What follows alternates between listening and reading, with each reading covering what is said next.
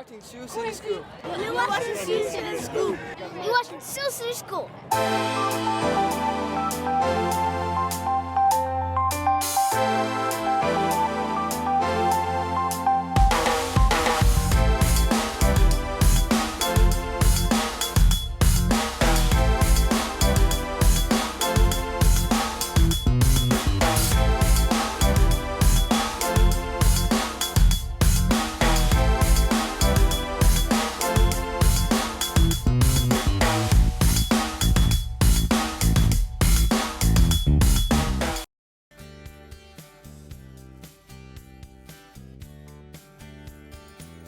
We like to guarantee our customer at least 4 to 5 days shelf life on a Ram product.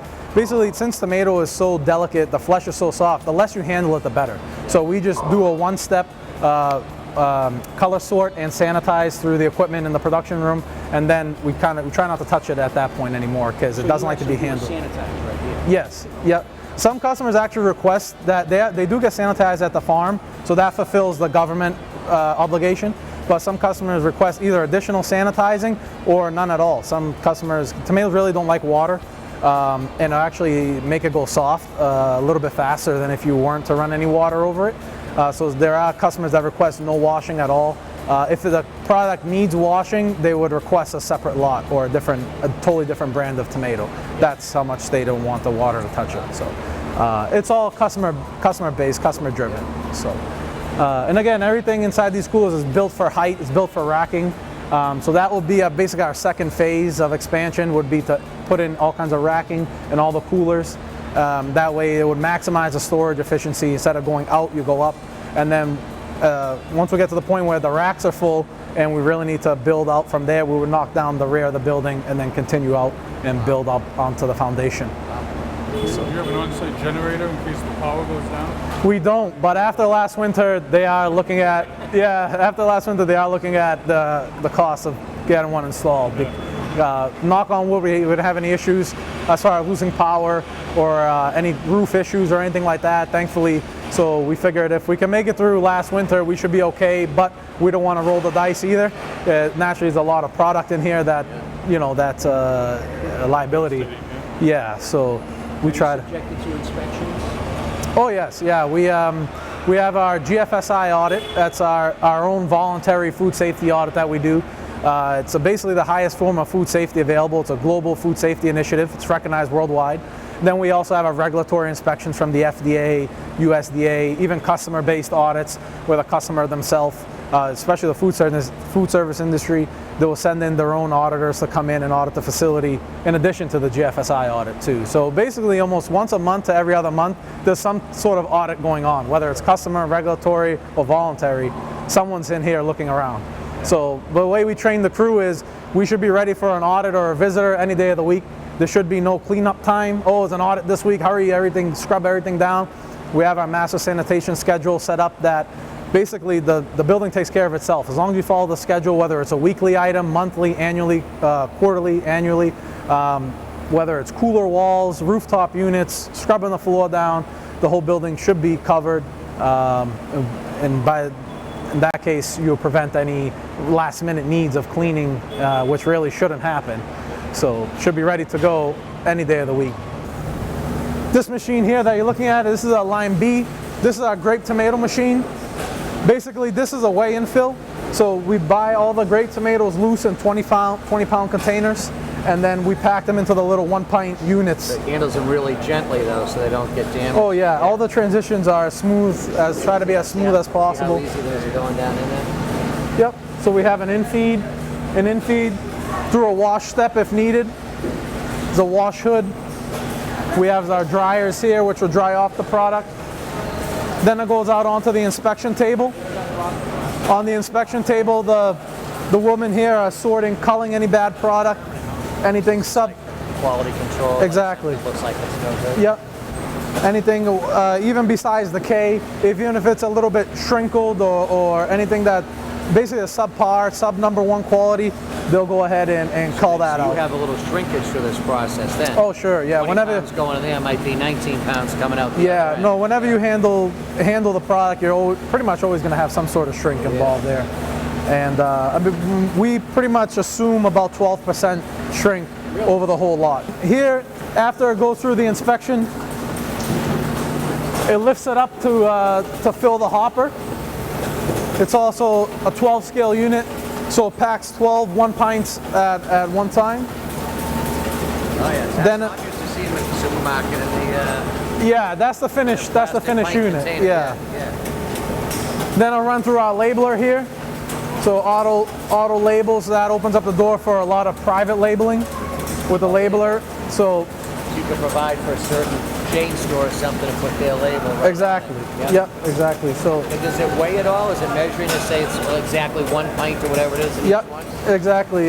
This is the scale units here. right here. We're actually looking at the back side of the machine. Yep. But yes, each one of the trays is actually a scale. The scales are so sensitive, just the airflow in the room makes them jump plus or minus 1 gram. That's how sensitive the scales are, yep. So essentially every clam is the same exact amount of tomatoes in it. In Brockton, we swing for the fences so we can touch home. We coach in Brockton to instill the teamwork that builds a great winning tradition. We do business in Brockton because here you can find the taste of home away from home. We keep our company in Brockton because we love this city. I study and learn in Brockton to achieve my goals. When Brockton is home, everything is within reach. Great municipal golf course. Come over and check out DW Field Golf Course here in the city of Brockton. We've made a major investment in the DW Field Golf Course this year. The playing conditions are spectacular. It's an 18-hole public course. We are serving beer and wine now. We're able to handle tournaments there now. So come on over and check out DW Field Golf Course.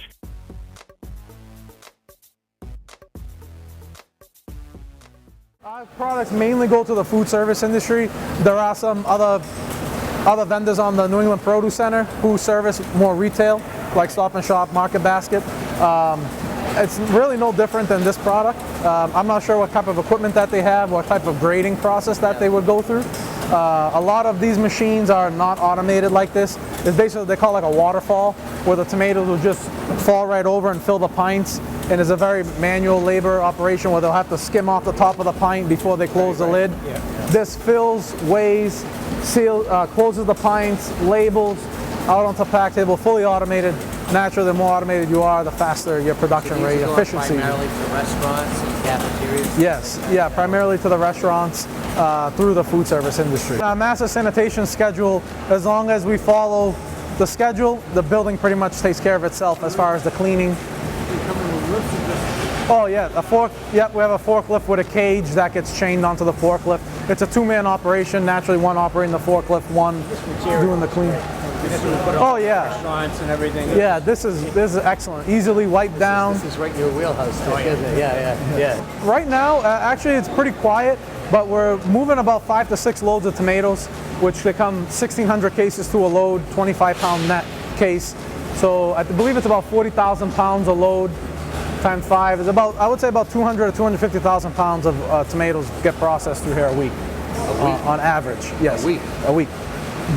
That's 250,000 pounds. You're doing, somewhere between 750,000 and 1 million pounds of tomatoes a month. Yes. And those are from all over. So on the rounds, we have 4 different sizes of rounds. We handle the grape tomato, cherry tomato, Roma tomato. Also, we do some specialty tomatoes like heirloom tomatoes, yellow tomatoes. Those are really specialty. But I can get them no problem if a customer requests it. That's not a problem. Also, some of the greenhouse tomatoes like the cluster on the vine or the hothouse tomato, they're usually really pretty because they're grown in controlled environments. Naturally, they all look identical. This prevents any insects or anything from getting on them. Perfect temperature control. And then also, let me see, what else we do tomato-wise? Do you ever do the tomatoes that are actually grown in the ground? West Coast, they had tomatoes that were actually grown in the ground. No. Right on the ground. Like a potato tomato? Yeah. No, yeah, no. Seattle, at the Pike's Market.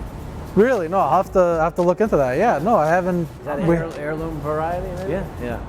Yeah, heirloom variety, just in general, it's is it was they usually about 500 years old. The seed started with the Native Americans, and that was the tomato back then. That was known, but usually they're purple and green and all different kinds of mixed colors through, and they look really fancy.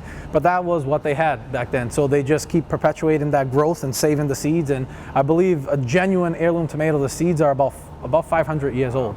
Are they more hardy than the modern day? Usually, yeah. There's a lot more beef, I guess you can say, on the inside. There's a lot more flesh. When you cut it, you can actually bite it like an apple almost, you know. So, yeah, it's a lot more flavorful also. I mean, not that tomato's really all that flavorful, but compared to a normal one, it does have. It tastes like something you grow in your backyard, essentially. I'm Superintendent Kathleen Smith from your Brockton Public Schools. And I'm Mayor Bill Carpenter. We are here with our young folks from one of our summer programs, and we're excited to talk to all of you about the importance of reading during the summertime. Many of you know reading books takes you to adventures in faraway places, allows you to share some of your thoughts with your families that are reading right alongside you, allows you to come back to school in the fall prepared for all those academic challenges. So I encourage all of you, I encourage your families to support you. Make sure you're out there reading, reading, reading. If you're looking for things to read, check our website at the Brockton Public Schools, or also you can go to our Brockton Public Library, which is filled with resources, books, and lots of summer activities for our children. That's right, Superintendent. Reading is a year-round sport. Your ability to read and write will unlock your future. So have fun this summer, but keep reading.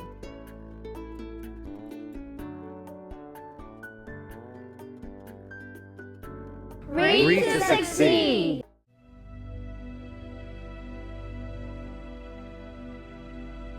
I'm from New Life Church here in Brockton, 184 West Elm Street. My pastor is Orlando Harris. Jesus said, if we lift him up, he will bring all men unto him. And so we are asking that you join us to walk for God. Hi, I'm Michelle and this is Kathy. We're from Trinity Baptist Church. On behalf of Pastor Mark Oliver and Trinity Baptist Church, we invite you, the City of Brockton, to join us for a peace walk. Hi, my name is Steve Warner. I'm the pastor of Brockton Assembly of God. This is Jerry Dunn, one of our deacons, and Donna, one of our members. And we are just delighted to be part of the Peace Walks. Our goal is to get out into the community and let people know that peace is not just the absence of conflict, it's the presence of God. Join us with this peace walk. It's for anybody. Hi, I'm Pastor Louis Lemieux from Love Alliance Church. We would love for you to come peace walk with us throughout the city and share God's love with the people of Brockton. I want to encourage everybody to come out and walk with us for peace. We're going to be on the walk and we're trying to get everybody to come out that we can to join us on the Peace Walk. Hi, meu nome é Carla Ribeiro, estou ali com o programa de Safe Corners Street Outreach Program.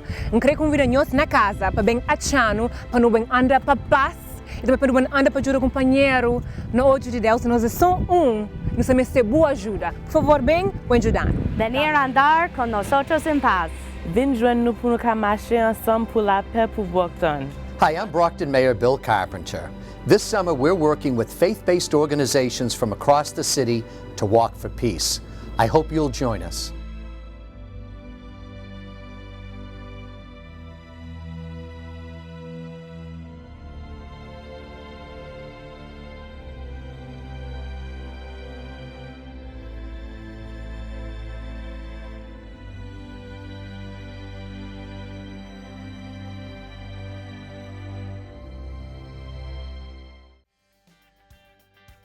If you see a pothole, report it using SeeClickFix. Log on to our website at brockton.ma.us. Click SeeClickFix under Announcements. After, type in your address and select Next. Under Category, select Pothole, and under the description, explain the exact location. After, click Submit. Within a few days, you'll receive an email updating you on the status.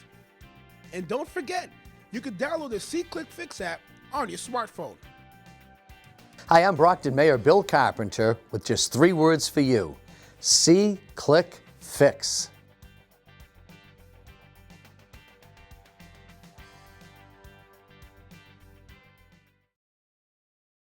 have the ability to handle local farmers' produce too, right? Yes.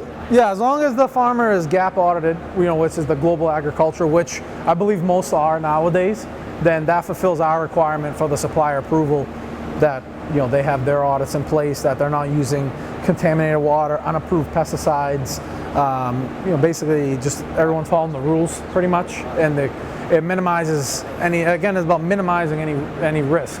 And that's basically the value that we give to the food service industry, is we're minimizing any potential risk or outbreak that could potentially occur. We try to bring that to zero if possible. Charles, I was asking about local farmers, if they could come here and use a facility like this, and he said yes, seasonally they can handle it, as long as they're GAP certified. Yes, GAP certified, and that will take care of that. Everybody's doing their part as far as any type of outbreak is concerned. I believe the warehouse is like 41,500, and then I think we have about 1,500 square feet of office space, 1,500 to 2,000 square foot. Finally, we have the fresh cut room. This is the processing room. We have our hand wash sinks here. They would wash, dry, hand sanitize, and then glove. Basically like a 1, 2, 3 step process. Try to make it. Yeah. Like going in for surgery. Well, yeah. Now, essentially, all the product that's scary. essentially any product that comes out of this room is considered ready to eat. Yeah. So we're the last people to touch it. So once it's a ready-to-eat product, basically that customer's going to open the package and put it in their mouth. There's going to be no further cooking or processing done 99% of the time. So we have to take all the precautionary measures to ensure that all the criteria is met for any kill steps or hair nets, beer nets, the whole thing. Then over here we have our rotary slicer. This will do coins, zucchini, summer squash. We do a mixed medley, zucchini and summer squash coins. Also we have some tomato slicers at the bottom, do sliced tomato. Again, all hand fed, all hand done. That keeps that attention to detail there. So, you can see all the wash down in this room. There's a lot more wash down stations because this is, of course, it's a little bit more higher risk. So we have to really pay attention. These units are bigger than the other units, and they actually run in tandem.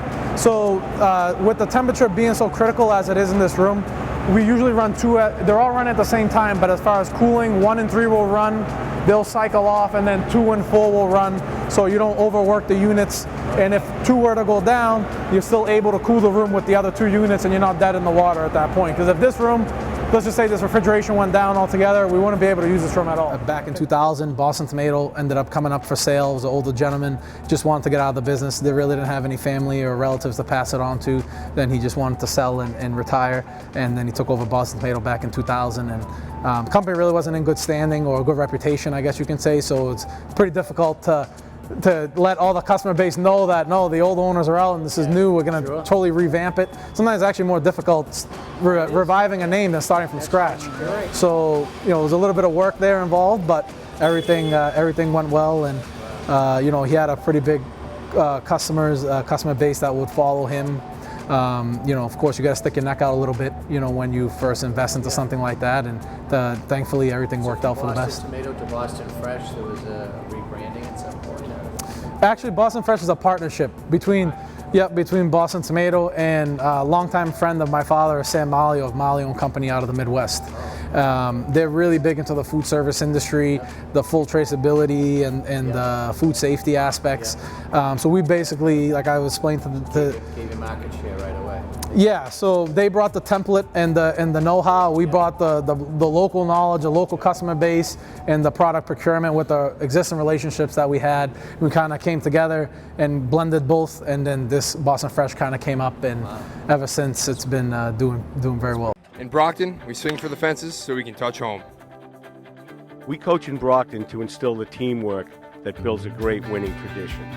We do business in Brockton because here you can find a taste of home away from home. We keep our company in Brockton because we love this city. I study and learn in Brockton to achieve my goals. When Brockton is home, everything is within reach.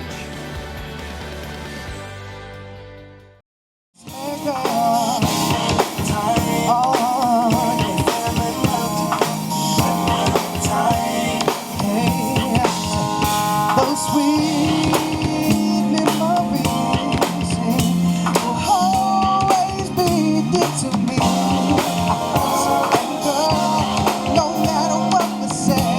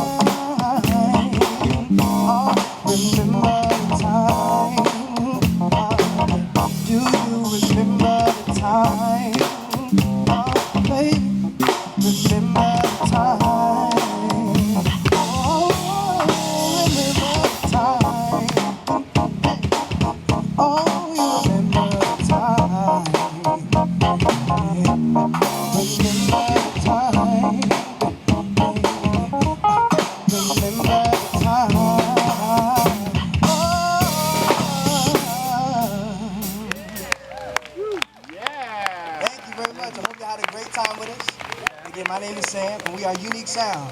Have a great evening.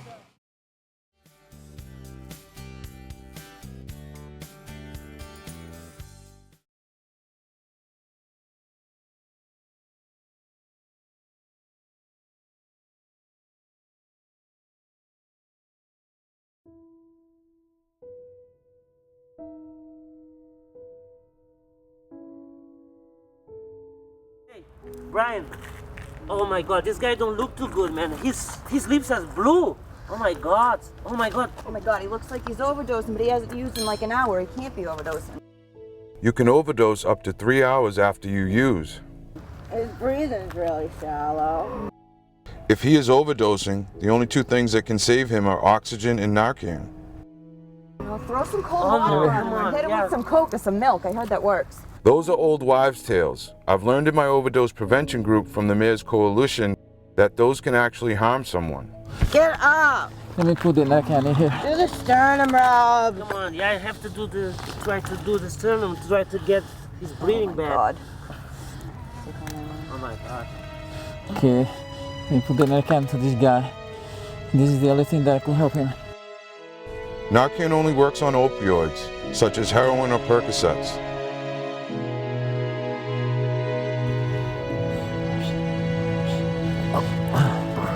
He's okay. Breathing shallow. It's okay. Maybe.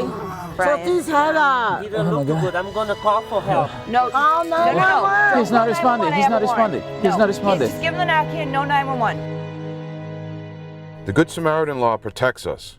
We won't be prosecuted unless we have a warrant for our arrest or enough drugs to be considered trafficking. Don't go! I might give it Narcan for a second time. It might not work. He might fall here. He's not responding. I know that he used Xanax and Percocet this morning, a while ago. I think he was using dope. Mixing drugs puts you at a higher risk for overdosing. If you need more Narcan, you can get it at the Cope Center in Brockton at 81 Pleasant Street. Brockton Police, thanks for calling. You guys did the right thing. Is his breathing coming back? Yes. Yep, he is breathing. Good. Let's roll him in the recovery position. Bend that leg. You may have saved his life. He's gonna die? The ambulance is coming. The hospital's right down the street. We'll get him there. You did the right thing. What is the Good Samaritan law and who does it protect?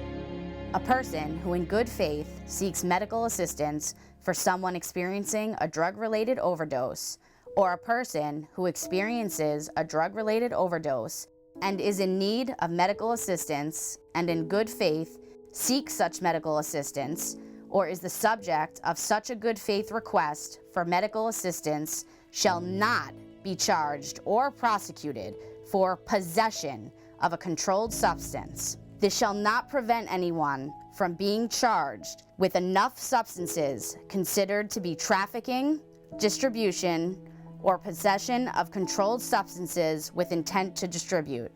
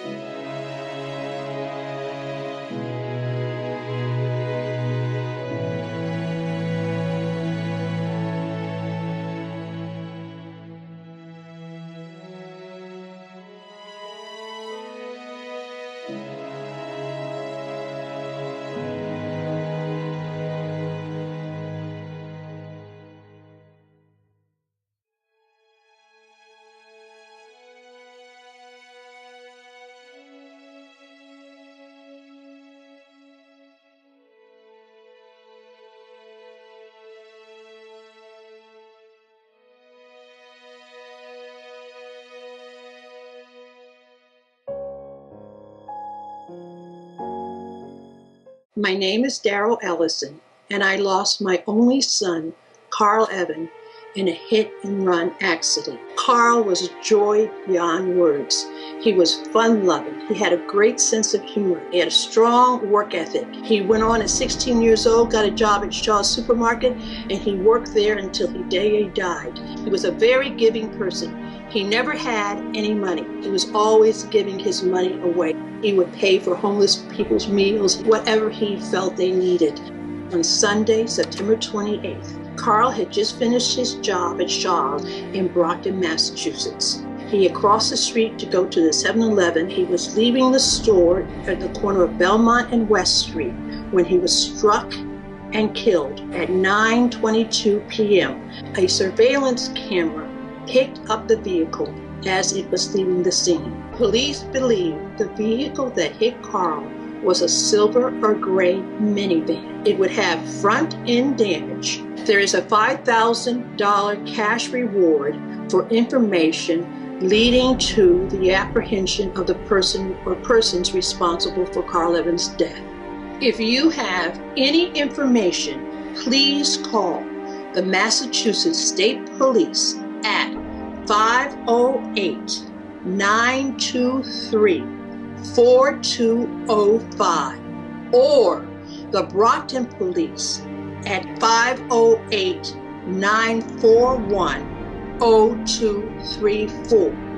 You may also send an email to justiceforcarl@hotmail.com. And to the driver, I believe that you are watching this. This must be a tormenting secret for you to keep. Please turn yourself in. And to those protecting you, please help your loved one do this. Carl Evans was my loved one, and he deserves justice. This is my quest. I have faith that you will do the right thing.